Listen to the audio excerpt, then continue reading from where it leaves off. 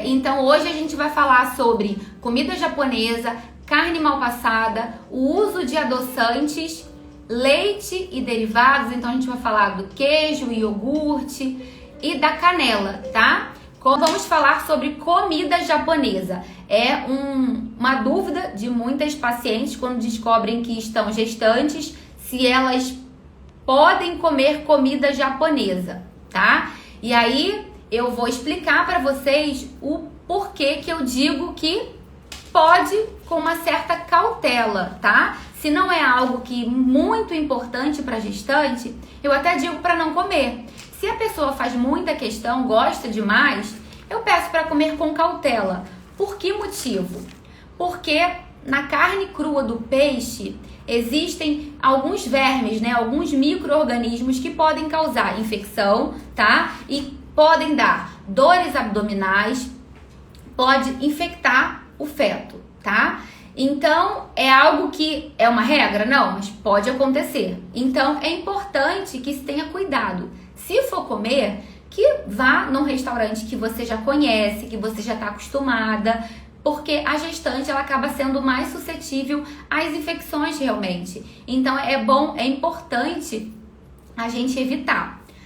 Outra situação é que o peixe cru, ele produz uma enzima chamada tiaminase.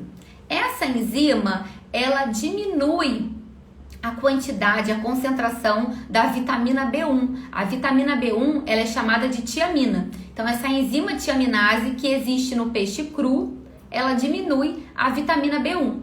Com isso, uma pessoa que se ela come com frequência o peixe cru, ela vai ter essa vitamina diminuída. E essa vitamina é super importante na gestação, tá? Essa deficiência de vitamina B1, ela pode causar fadiga, que é o cansaço, fraqueza, perda de peso, alterações na frequência cardíaca e no sistema neurológico, tá? Com o cozimento, a enzima ela se torna inativa. Então, quando você cozinha o peixe, essa enzima que existe no peixe cru, ela não vai mais funcionar, ela vai ser inativada, tá? Então, não sei se eu consegui ser clara, mas resumindo a minha conduta, se você puder ficar sem comer a comida japonesa, eu acho o ideal. Mas se você gosta muito, consuma com cautela em locais seguros, onde o risco da contaminação vai ser menor. A tiaminase, ela vai existir, tá? Porque é a enzima que tá no peixe cru. Mas a questão dos vermes, né? Se for em grande quantidade, num local não muito seguro, é bem provável que você possa contrair alguma infecção e isso pode ser prejudicial para a sua gestação, tá? Então, eu sempre oriento com cautela. Vamos para o próximo. Carne mal passada. A carne mal passada não é indicado comer. Todas as carnes na gestação, elas precisam ser bem passadinhas. Nada de carne mal passada. Tanto a carne mal passada quanto saladas, que também são cruas, né? A gente fala muito para gestante, evitem saladas na rua. Em casa, tem algumas até que ficam na dúvida e falam assim, mas eu não posso comer salada? Não deve comer em locais onde você não possa garantir a higienização adequada, tá? Se você tá na casa de um familiar, na sua casa, que a higienização foi feita da maneira correta, ok. E o que é a higienização da salada feita da maneira correta? Você pode comprar esses produtos próprios para higienizar saladas, ou você pode usar para cada 1 litro de água, 1 colher de sopa de água sanitária, deixar de 15 a 20 minutos, depois lavar em água corrente, se possível, a última água filtrada, tá? Assim você está higienizando adequadamente. Algumas pessoas acreditam que o vinagre, ele é o suficiente e não é. O vinagre, ele até mata alguns micro-organismos, mas inclusive a Anvisa tem um documento onde ela explica como é feita a higienização correta e o vinagre, ele não mata os micro-organismos, só a água sanitária, tá? E a carne mal passada, né? A carne mal passada, ela não deve ser utilizada porque ela pode estar contaminada. O Toxoplasma gondii é um protozoário que ele pode causar uma doença chamada de toxoplasmose. Só contamina gestante? Não. Qualquer adulto ele pode ser contaminado pela toxoplasmose, mas, mais uma vez, é nas gestantes que isso vai impactar mais, tá? A toxoplasmose, ela atinge quase 1/3 da população mundial, mas ela, na gestante, pode infeccionar o feto, porque a infecção pode passar pela placenta. E por que eu coloquei esse desenho desse gato bonitinho? Porque o gato, ele é o hospedeiro. Como assim? O gato contaminado pelo toxoplasma, ele vai eliminar fezes com ovos. Esses ovos são contaminados com esse verme. Se esse gato faz cocô na terra, ou faz cocô, de repente, numa plantação, e por isso a gente fala das verduras cruas, né, das saladas, porque a salada na terra pode ter sido contaminada pelas fezes do gato que foi contaminado. Se o gato não é contaminado, ele não causa nada. Agora, se o gato está contaminado com verme, com toxoplasma, ele pode contaminar terra e inclusive outros animais, tá? Às vezes, gato brincando com um cachorro, ele pode, de repente, o cachorro pode encostar nas fezes do gato e pode acontecer a contaminação. Então, por isso que se deve ter atenção com os animais. É muito difícil que um animal doméstico, né, ele tenha contaminação. Mas esses gatos da rua, que você não sabe, né, aonde eles andaram, é importante que tenham o cuidado, tá? Então, a toxoplasmose, ela é uma doença grave, tá?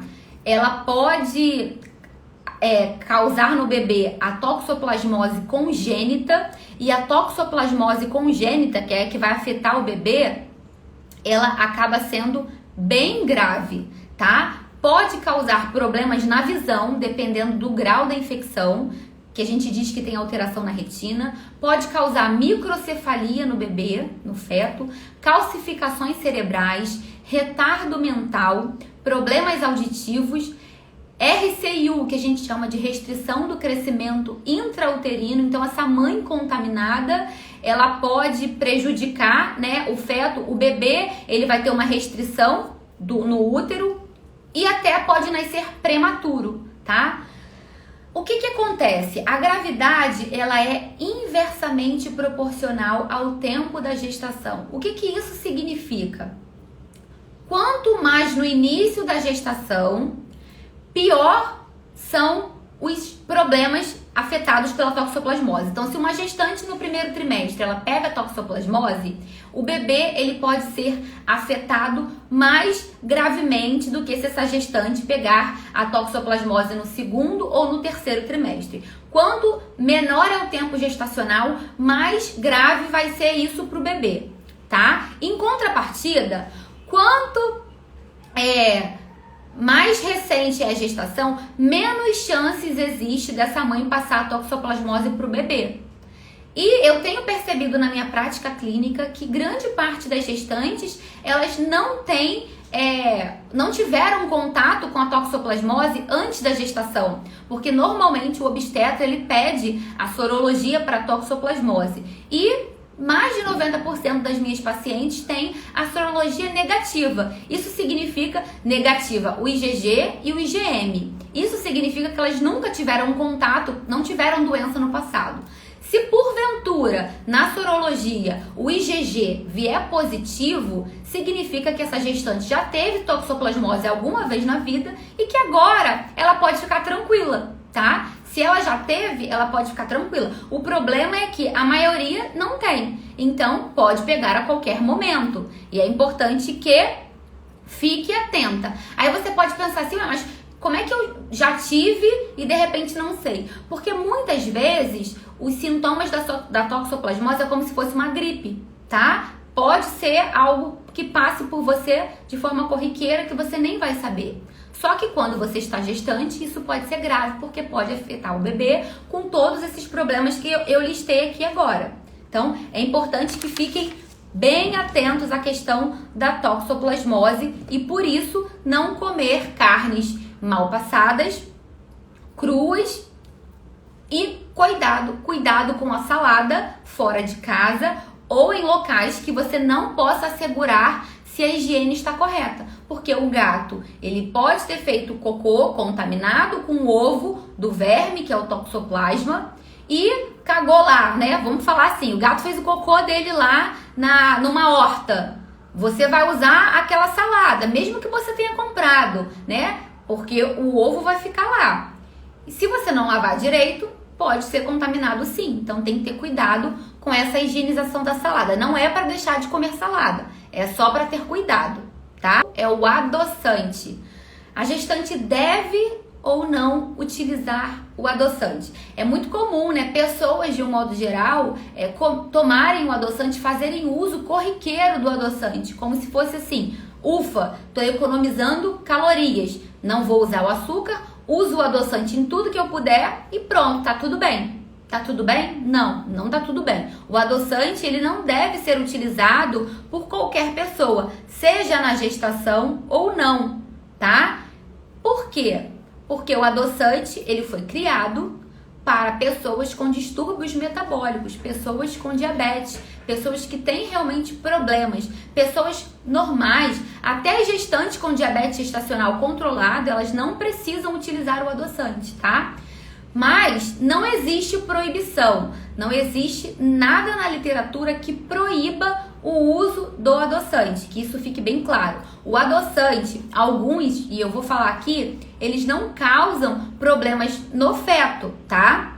Mas existem sim problemas que o adoçante vai causar na saúde. E eu vou dizer pra vocês. Qual é a sugestão que eu dou?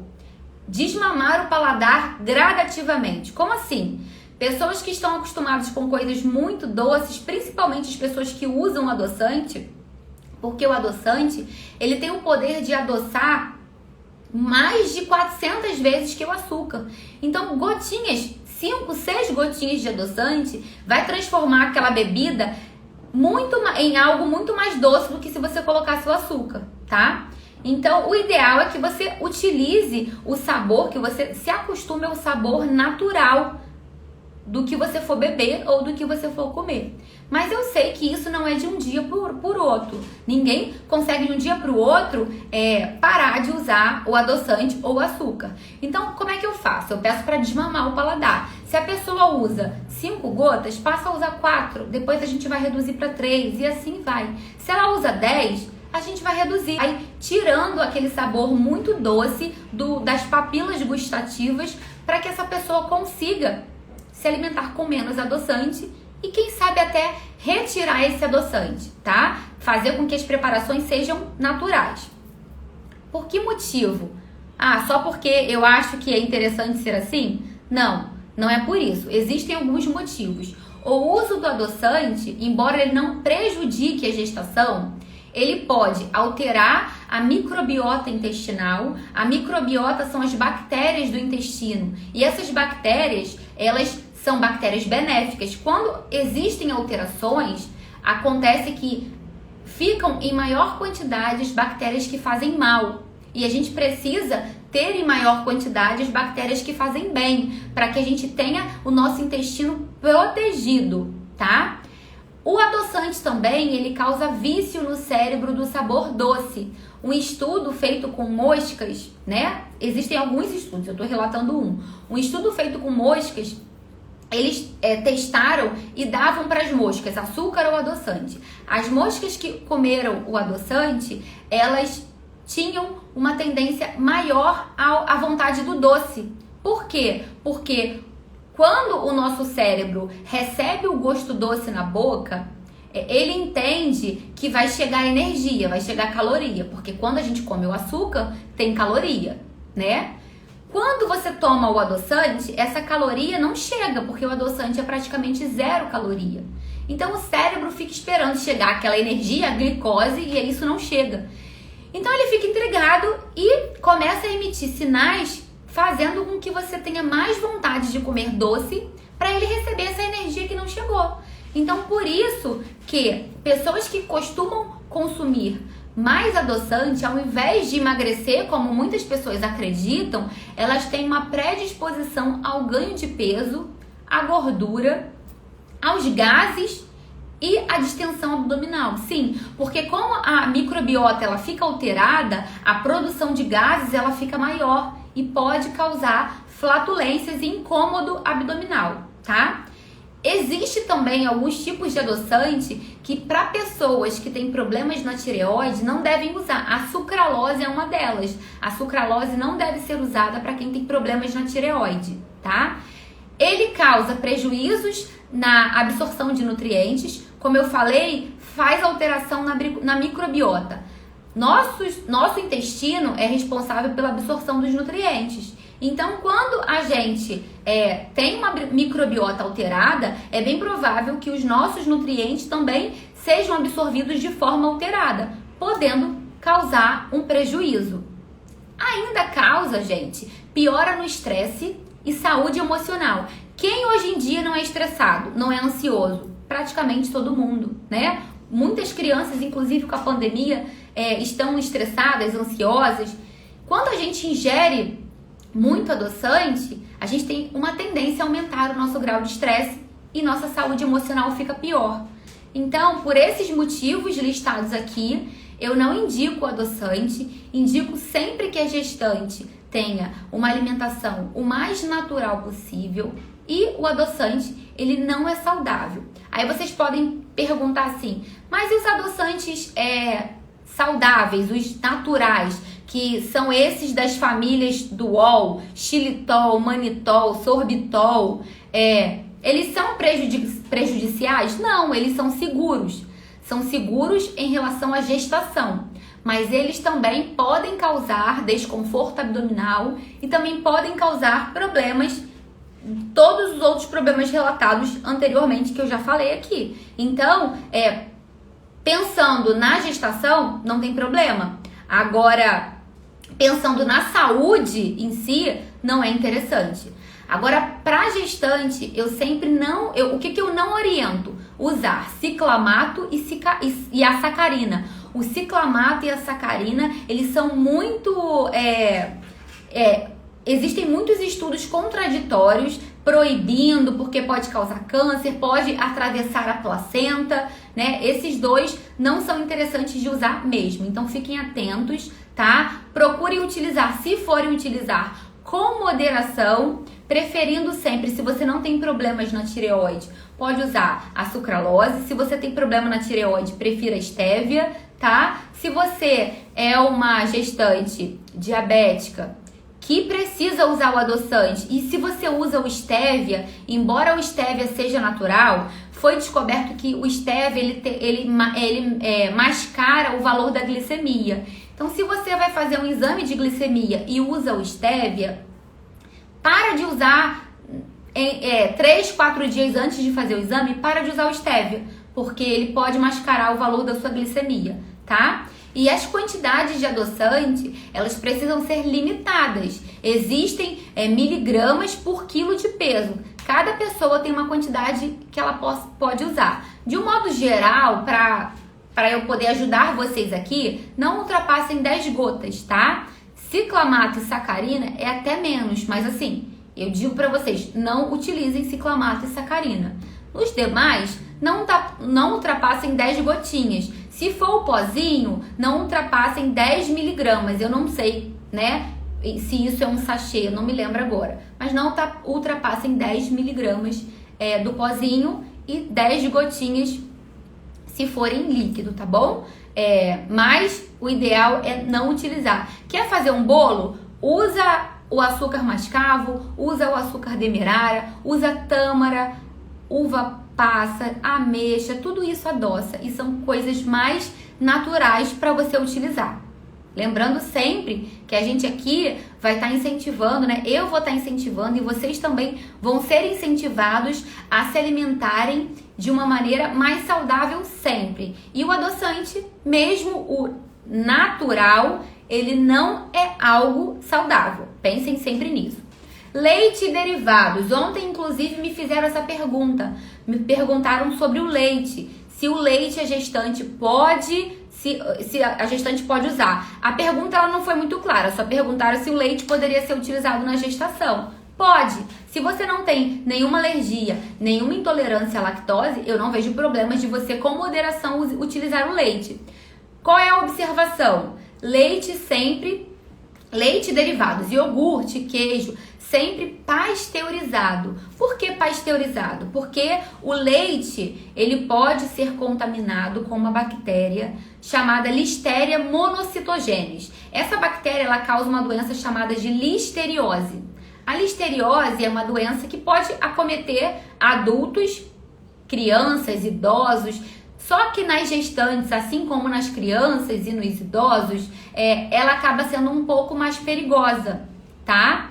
Então, leites pasteurizados, eles passam por um processo térmico e essa bactéria, ela morre em temperaturas acima de 60 graus.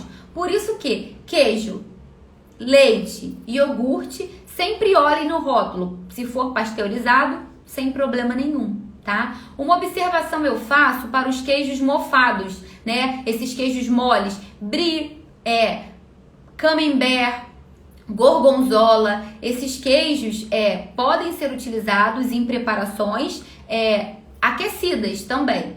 Se for para comer cru, não utilize. Espere e utilize queijo Minas, queijo mussarela, queijo parmesão, o Minas padrão, o curado, meia cura, todos esses você pode utilizar, lembrando sempre de ser leite pasteurizado. Então, pode utilizar desde que seja pasteurizado. Vai viajar, vai para uma fazenda, receber um produto de alguém, porque às vezes a gestante, né, recebe presente. Ah, vim da fazenda, trouxe esse queijo para você. Sempre fica atenta se o leite é pasteurizado.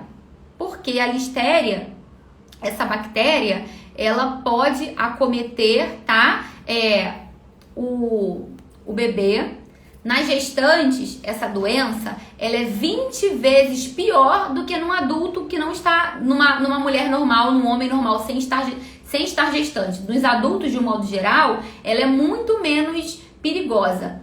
Para gestantes, ela pode causar aborto, prematuridade, natimortos, que são bebês que nascem e morrem, e podem causar também infecções, tá? Então, é muito importante que fique atento ao rótulo, tá? Não é terror, é só mesmo orientação. Olhe o rótulo e veja se está escrito que o leite é pasteurizado. Se o leite for pasteurizado, ele vai matar a bactéria, então não vai ter problema, tá bem? A canela, gente. A canela é uma dúvida também. Embora não exista ainda comprovação científica, mas usualmente ela é utilizada na gestação, mas em períodos específicos. Por quê? A canela, todo mundo chega pra mim assim, ó, na consulta, pode ou não pode? Pode e não pode. Como assim? O chá da canela, ele apresenta propriedades carminativas e emenagogas. O que é isso? Carminativas são propriedades que ajudam quando a pessoa está com mal-estar, com flatulência. Os chás carminativos ajudam na digestão.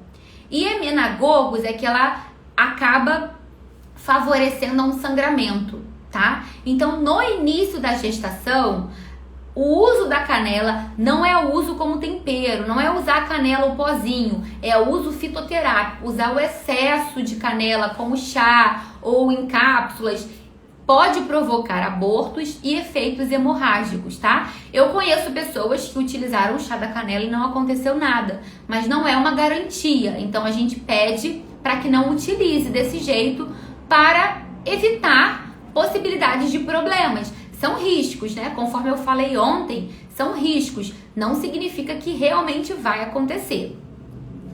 E a canela em excesso aumenta as contrações do útero, tá? Então, no início da gestação, ela não deve ser utilizada. Mas, por aumentar as contrações do útero, no final da gestação, tradicionalmente ela é utilizada, né? Algumas doulas, algumas pessoas que fazem acompanhamento para os partos naturais até utilizam, porque ela pode ajudar no trabalho de parto, pode facilitar, Então, no finalzinho pode ser utilizado, no início não deve ser utilizado.